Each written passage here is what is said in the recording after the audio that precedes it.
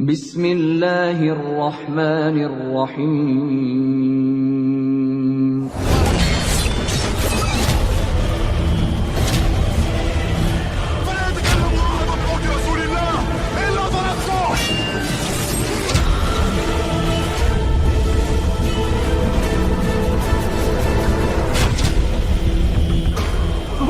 این قیدت شریف تاک که مرا آتش میزند آنگونه که نمیتوانم از گفتن سخن حق خاموش بمانم.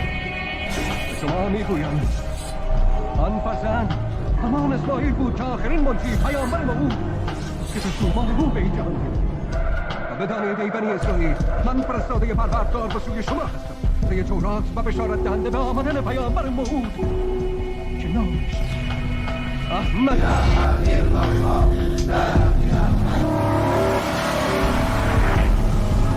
Silakan. Ya, jadi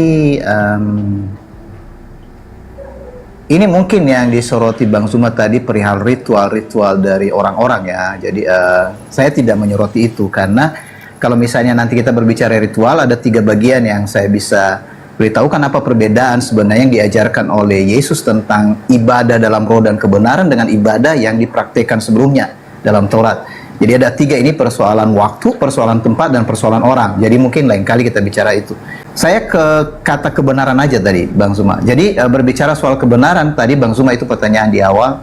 Jadi sebenarnya letak kebenarannya di mana? Nah, di Alkitab itu jelas sekali yang menonjol itu adalah perkataan dari Yesus sendiri yang menyatakan akulah kebenaran. Ya, akulah kebenaran, akulah jalan dan hidup. Nah, soal kebenaran, kalau misalnya dilihat dalam seluruh kitab suci, mengapa timbul penekanan kebenaran itu berarti ada kesalahan. Kesalahan itu berbicara soal dosa, dan dalam Alkitab ada 3 kata yang berhubungan dengan kesalahan itu atau dosa itu, yaitu dosa, kesalahan, dan pelanggaran. 3 kata itu seringkali ditukar-tukar untuk menyatakan bagaimana manusia tidak dapat hidup menurut perintah dari perintah Allah. Jadi sekali lagi, dosa, kesalahan, dan pelanggaran itu yang menunjukkan bahwa manusia tidak dapat hidup menurut apa yang diperintahkan oleh Allah. Nah, jadi pertentangannya di sana bukan pertentangan praktek-praktek yang lain, itu termasuk ibadah. Itu sebagai hasil, akibat. Jadi kita mulai dengan yang paling dasar dari penyebab segala sesuatu ini sehingga orang-orang melakukan kesalahan. Jawabannya karena pertama itu karena tidak percaya kepada Allah. Misalnya begini, ketika ada diskusi kita berbicara soal, oke, mari berbicara soal data dan kita tidak berbicara soal iman. Sebenarnya dua-duanya kalau di dalam Alkitab menyatakan data dan iman. Data itu tentang apa, informasi yang ada di dalam Alkitab. Jadi saya lihat sebenarnya tadi kan apa yang disampaikan Bang Zuma ada datanya dalam Alkitab, cuma pengertian yang berbeda gitu kan. Jadi misalnya mengutip ayat ini dan ayat itu, nah berbeda ketika misalnya saya mengutip ayat ini dan ayat itu, mengapa berbeda pengertian? Misalnya Bang Zuma berkata ini harus diluruskan. Itu dari pengertian misalnya Bang Zuma dan juga pengertian yang lain. Nah, yang saya maksud di sini bagaimana kita masing-masing bisa mendapat pengertian yang disediakan oleh Allah melalui rohnya. Jawaban itu salah satunya adalah ketika seseorang bisa mendapatkan maksud dari pesan terakhir itu, yaitu Injil Kerajaan Allah. Jadi mengapa Injil itu ada? Kabar baik itu sebenarnya apa? Kabar baik itu berbicara tentang kebenaran bahwa dosa kita bisa dihapuskan. Jadi kalau dosa tidak bisa dihapus, orang tidak bisa dibenarkan. Itu kaitannya dalam Alkitab. Jadi seseorang bisa dibenarkan karena dosanya dihapus. Nah, itu aja dulu untuk mungkin karena waktu kita udah sampai di sini. Jadi makasih banyak Bang Zuma karena ini komunikasi ini udah oke, salut, baru ketemu Bang Zuma tapi ada banyak hal yang sudah disampaikan. Iya. Yang Pak Pendeta kutip itu Yohanes 14 nomor 6, akulah jalan, akulah kebenaran, akulah hidup. Tapi tidak sampai situ. Tidak ada yang sampai kepada Bapa kalau tidak melalui aku. Ini harus menjadi catatan penting. Kalau Pak Pastor mengatakan ayat dalilnya sama, Bang Zuma bacakan, Bang Zuma kasih pengertian, Pak Pastor juga kasih pengertian ini berbeda. Akulah jalan. Jalan di sini metode. Jalan itu cara. Caranya kemudian menuju kepada Elohim itu seperti apa? Yesus ajarkan. Jangan membunuh. Jangan ini, jangan itu, jangan ini, jangan itu. Jangan membunuh berarti nggak boleh bunuh Yesus. Dan di situ Kristen udah kalah di situ. Maksudnya kalah dalam arti kata konsep keagamaan Kristen justru dibangun atas pembunuhan. Akulah jalan, akulah cara, akulah metode yang harus orang-orang lakoni untuk sampai kepada Bapa. Itu pertama. Yang kedua, akulah kebenaran. Kalau Yesus adalah kebenaran, maka semua unsur firman atau sabda yang Yesus sampaikan ke tengah-tengah Bani Israel, itu yang harus menjadi acuan. Karena Yesus adalah kebenaran, maka ucapan Yesus yang harus menjadi titik tumpu sebuah keimanan, bukan oknum lain. Dan yang ketiga, akulah hidup. Apa hidup itu? Menurut Yesus, orang yang menjadikan metode yang diajarkan Yesus, orang yang mempraktekkan kebenaran yang Yesus sampaikan, akan mendapatkan hidup yang kekal. Makanya Yesus mengatakan, Yohanes 12 nomor 49 tadi, aku tidak berkata-kata dari diriku sendiri. Apa yang aku katakan, apa yang aku sampaikan adalah apa yang diperintahkan untuk aku katakan, aku sampaikan. Dan aku tahu bahwa firman-Nya itu adalah hidup yang kekal. Makanya aku menyampaikan sesuai apa yang Bapa perintahkan untuk aku sampaikan. Aku melakukan segala perintah yang disampaikan kepadaku. Oleh karena itulah kalau dikatakan bahwa dia adalah hidup kekal, berarti hidup kekal itu adalah firman. Coba baca Yohanes 12 nomor 50. Aku tahu bahwa firman-Nya itu adalah hidup yang kekal. Oh, berarti perintah Tuhan, Bapa Elohim yang menjadi hidup yang kekal. Siapa yang melaksanakan firman Elohim, maka dia akan mendapatkan hidup yang kekal. Di mana firman Elohim itu? Ya, perjanjian lama. Berarti harus melakukan firman Elohim. Berarti harus melakukan hukum Taurat. Karena firman Elohim itu hanya ada di perjanjian lama. Tak ada firman Elohim di dalam perjanjian baru, tak ada. Dan aku tahu bahwa firman-Nya itu adalah hidup yang kekal. Coba Yohanes 12:50. Hebat kali Yesus itu. Berarti kalau firman Elohim itu adalah hidup yang kekal, maka benarlah kata Yesus dalam Yohanes 17 nomor 3, hidup kekal itu adalah mereka mengenal Engkau satu-satunya Tuhan yang benar, dan mengenal Yesus Kristus yang Engkau utus. Berarti Yesus mau dikenal sebagai utusan. Dalam Yohanes 17 nomor 3 itu ada dua yang harus dikenal. Yang pertama Elohim yang satu-satunya Tuhan yang benar, yang kedua adalah Yesus yang adalah utusan Elohim. Baru bisa mendapatkan hidup yang kekal, baru bisa sampai kepada Bapa kalau orang mendudukkan Yesus sebagai rasul. Terakhir, apa pembuktian dari narasi saya? Kalau Bapak mengatakan tafsiran saya berbeda, penjelasan saya berbeda, silakan. Tapi Yesus mengatakan dalam Yohanes 5 nomor 36, ada kesaksianku yang lebih penting dari kesaksian Yohanes Pembaptis.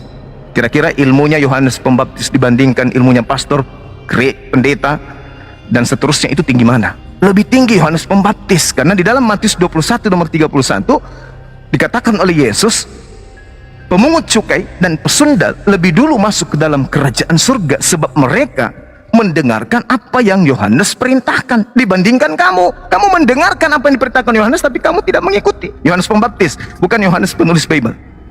Artinya bahwa Yohanes perkataannya membuat orang masuk ke dalam surga, baik itu pemungut cukai, rentenir, maupun pelacur, pesundal. Berarti Yohanes ini bukan orang biasa. Tetapi Yesus jauh lebih hebat. Apa kata Yesus? Ada kesaksianku yang lebih hebat, yang lebih penting dari kesaksian Yohanes Pembaptis, bahwa segala pekerjaan yang aku lakukan, mujizat, tanda-tanda, kekuatan, pekerjaan itulah yang aku lakukan sekarang. Dan pekerjaan itu yang bersaksi tentang aku, bahwa Bapa yang telah mengutus aku. Berarti Yesus mempersaksikan dirinya sebagai utusan Tuhan. Kalau di Islam disebut Rasulullah. Yesus mempersaksikan dirinya sebagai Rasulullah. Kristen mempersaksikan Yesus adalah Allah itu sendiri, Bapa itu sendiri. Maka siapa yang salah di sini? Yesus atau gereja atau Kristen? Yesus mempersaksikan dirinya sebagai utusan. Tak ada kesaksian yang lebih tinggi dari itu. Yohanes Pembaptis kalah, hanyut dia.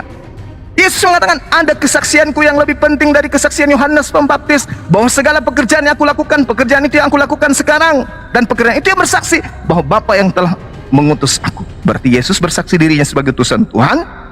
Pekerjaan, mujizat, tanda-tanda, kekuatan itu bersaksi bahwa Yesus itu juga adalah utusan Tuhan.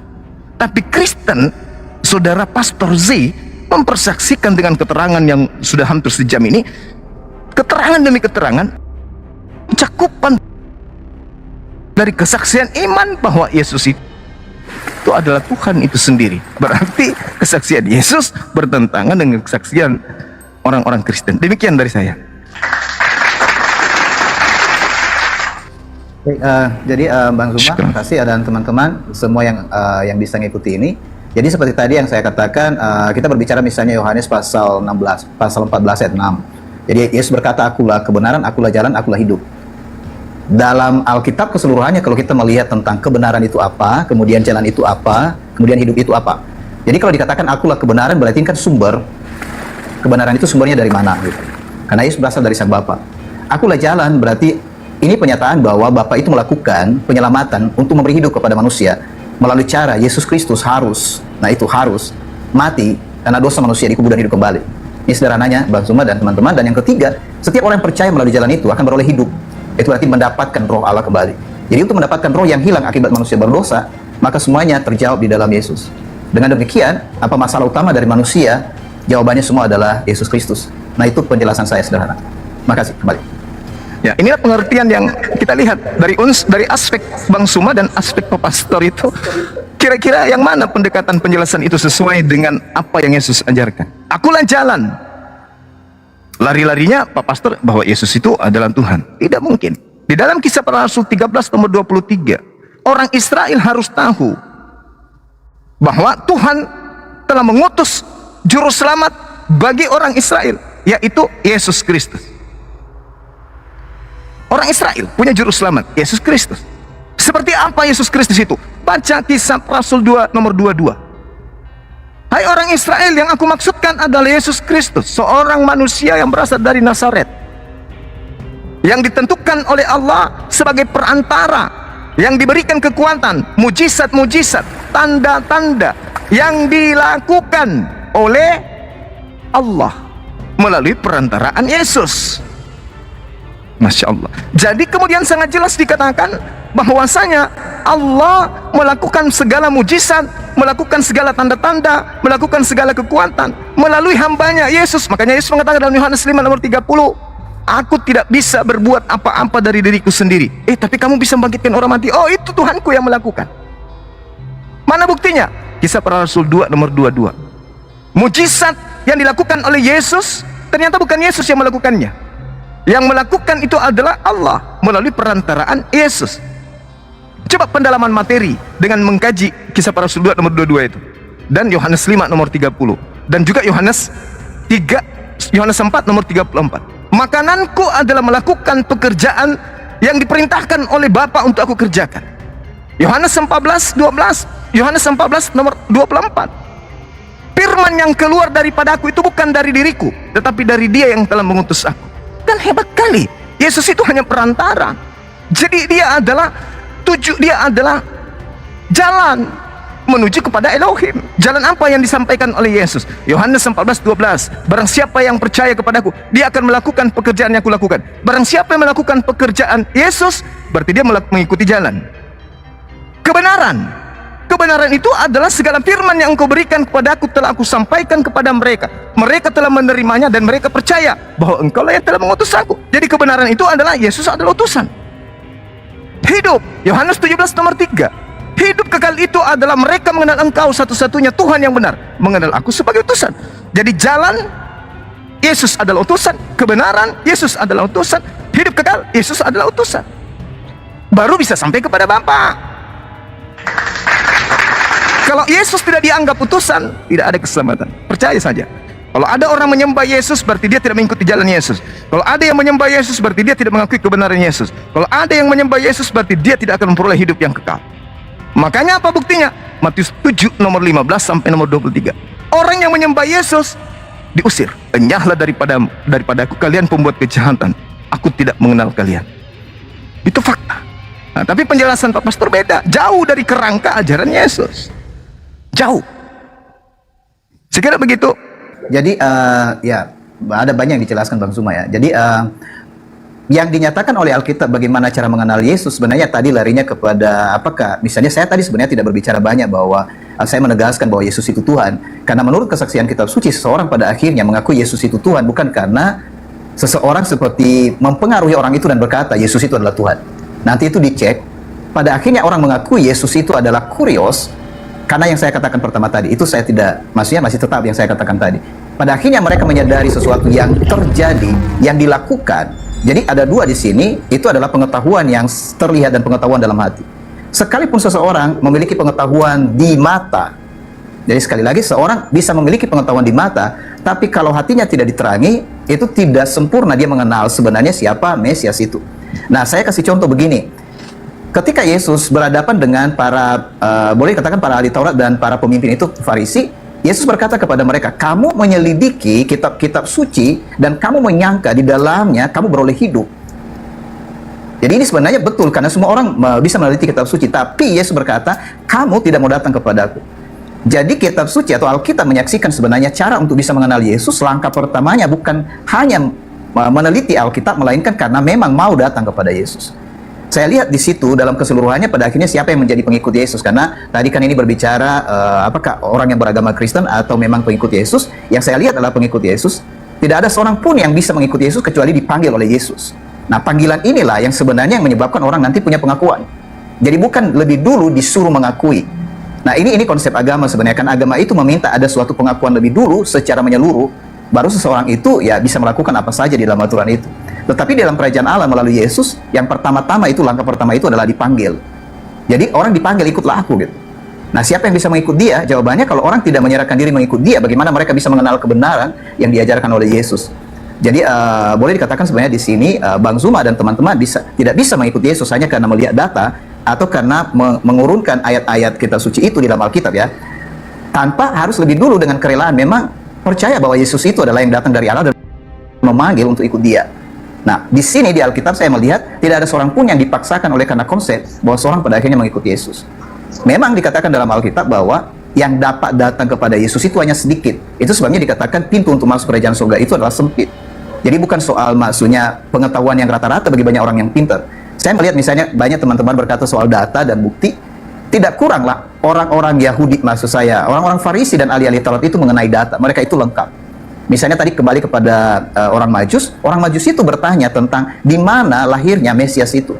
Dan para ahli Taurat dan Farisi bisa membuktikan dengan akurat di mana Yesus lahir atau Mesias itu lahir, yaitu di Bethlehem, di Efrata. Dan ketika mereka dapatkan itu, pada akhirnya orang-orang Majusi itu mendapatkan tempat yang persis itu. Persoalannya, ahli-ahli Taurat dan Farisi tidak datang. Itu bedanya gitu kan. Jadi datang kepada Yesus. Jadi di sini sebenarnya urutannya, mana lebih dulu datang kepada Yesus atau mengerti semua ayat-ayat kitab suci. Bedanya murid-murid Farisi dengan murid-murid Yesus, Yesus lebih dulu memanggil murid-muridnya, baru dia jelaskan kepada mereka tentang ayat-ayat kitab suci. Nah, itu perbedaannya Bang Zuma dan teman-teman. Jadi ya, kembali. Oke. Data engkau menyelidiki kitab-kitab suci. Kitab yang dimaksud Yesus di situ bukan perjanjian baru, Pak. Itu benar, Bang. Nah, Itu benar. sedangkan yang saya selidiki ini adalah perjanjian baru. Dan apa yang saya uraikan itu sesuai dengan ajaran Yesus. Justru orang Kristen ini yang tidak sesuai dengan ajaran Yesus. Ketika Yesus mengatakan datang kepadaku, datang sebagai apa? Kan di dalam Yohanes 11:42, agar mereka percaya bahwa engkaulah yang telah mengutus aku. Berarti mereka datang kepadaku, percaya kepadaku bahwa aku utusan Tuhan. Bukan datang kepada Yesus menyembah Yesus, bukan. Bukan.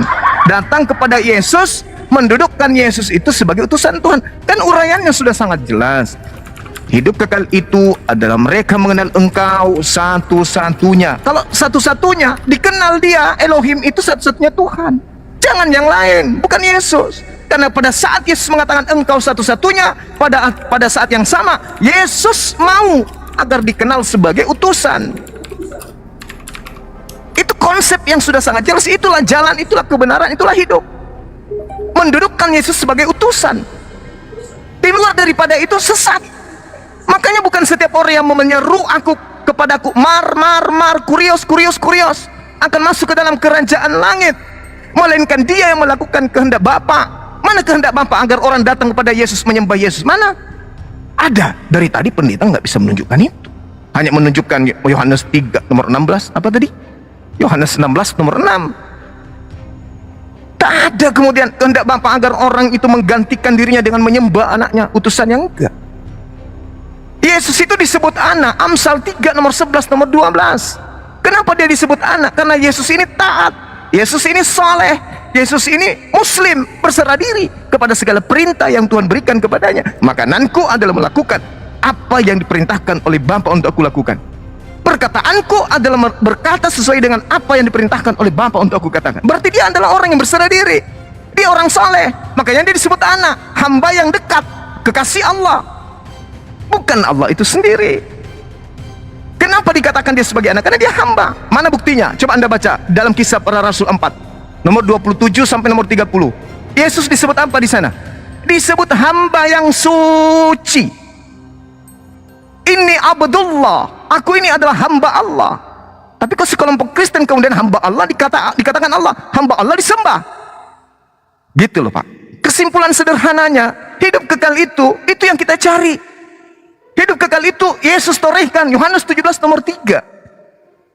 Adalah mereka mengenal Engkau Elohim Bapa, satu-satunya Tuhan. Jangan ditambah-tambah lagi, anak Maria juga Tuhan. Jangan ditambah-tambah. Satu-satunya Tuhan dan aku mereka kenal sebagai utusan. Nah, itu baru bisa memperoleh hidup yang kekal. Ada dua yang dikenal untuk memperoleh hidup yang kekal. Mengenal Tuhan yang mengutus Yesus dan mengenal Yesus yang diutus oleh Tuhan. Satu Tuhan, satu utusan Tuhan. Di luar daripada itu sesat.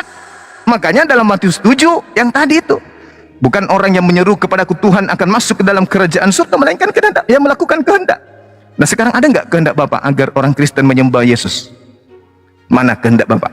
Sembahlah Yesus. Ada? Nggak ada. Malah Yesus mengatakan kepada iblis pun, dan hanya kepada Bapa saja engkau harus mengabdi, bukan kepada aku, kepada Bapa. Nah, Yesus pengakuan imannya Yohanes 4 nomor 22, aku menyembah apa yang aku kenal, kalian menyembah apa yang kalian tidak kenal. Kurang apa lagi? Makanya Yesus mengatakan, makultu lahum illa ma amartani bi ani abudullah rabbi wa rabbakum. Sembahlah Allah, Tuhanku dan Tuhanmu. Yohanes 4 nomor 22. Jadi Kristen ini membuat karikatur sendiri lalu menyembah kepada anak orang. Anak orang sudah mengatakan, enyahlah daripadaku, kalian semua pembuat kejahatan. Tidak ngeh, tidak sadar. Makanya muncul pertanyaan, Pak Pastor, roh apa yang merasuki kalian sampai senaif itu menyembah anak orang? Sedangkan anak orang ini memerintahkan menyembah kepada dia satu-satunya Tuhan yang benar. Itu loh, sesederhana itu loh Pak. Ya, tapi ada yang disebut keras kepala.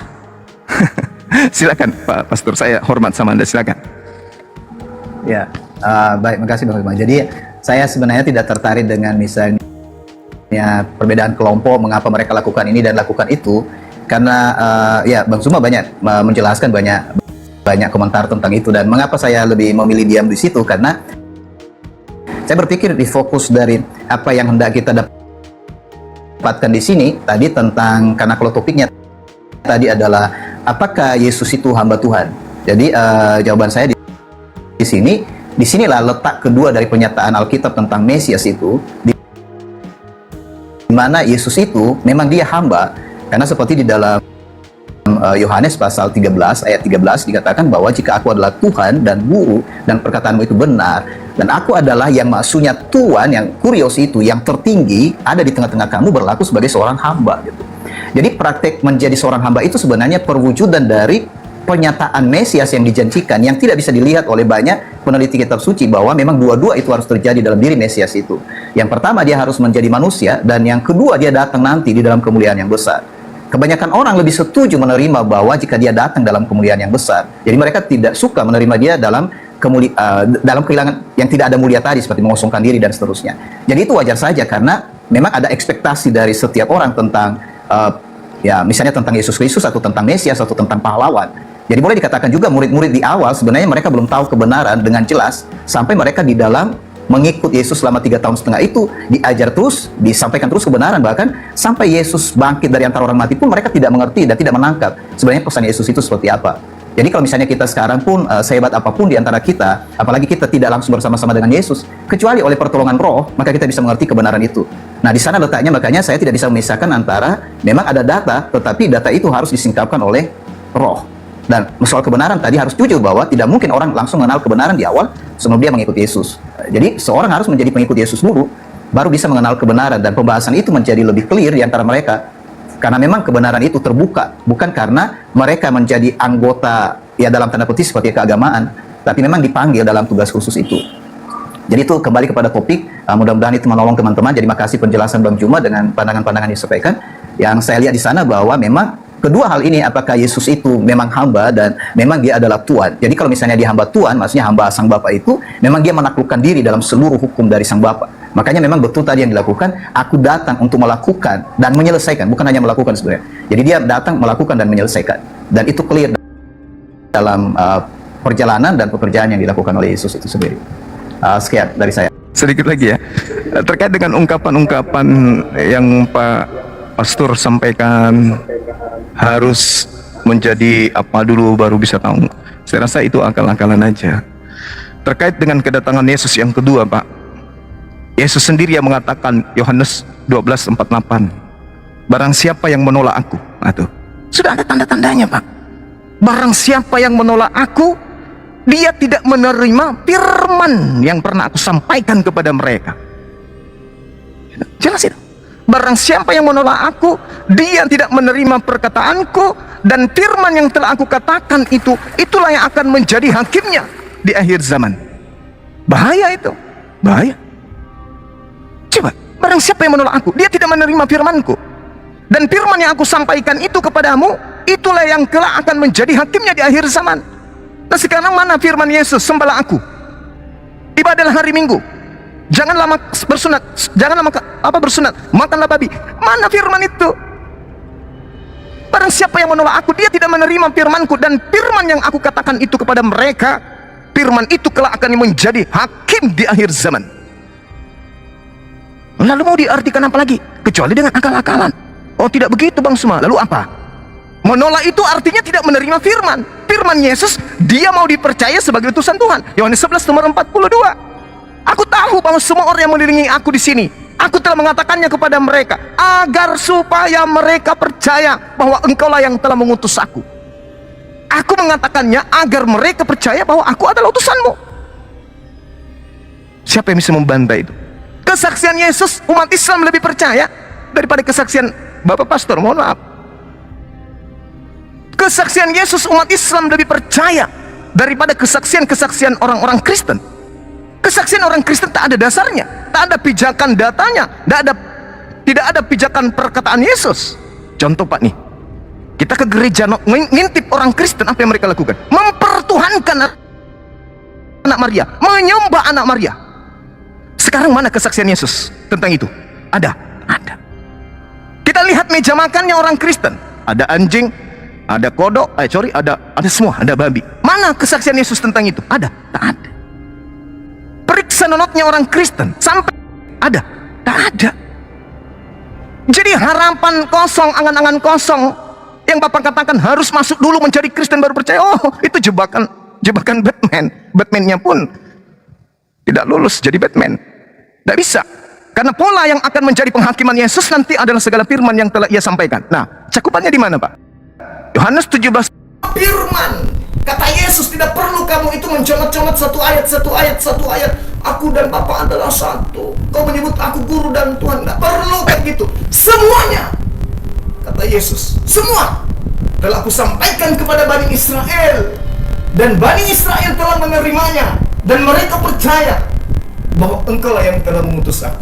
Berarti murid-muridnya percaya Yesus itu kau berikan kepada.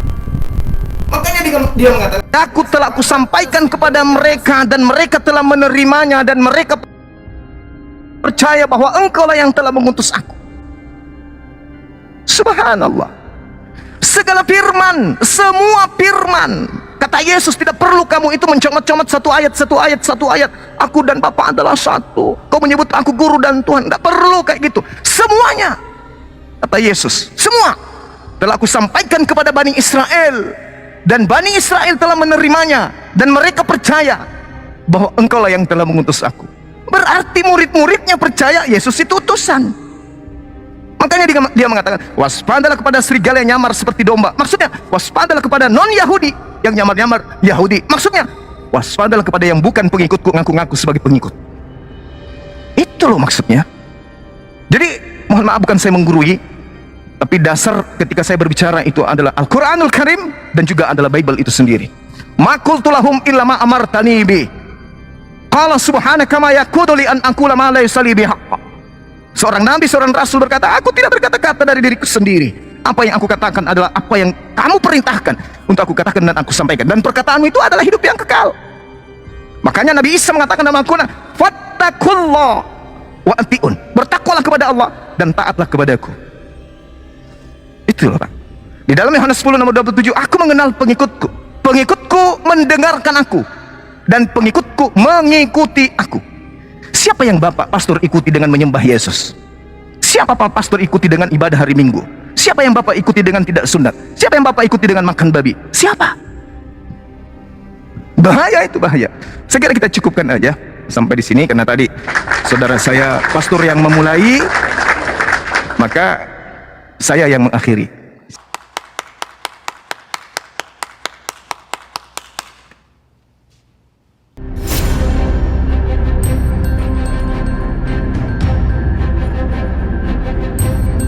The religion of Jesus was Islam. Because with Allah, there is only one religion. He says, Inna dina inda Allahi al-Islam.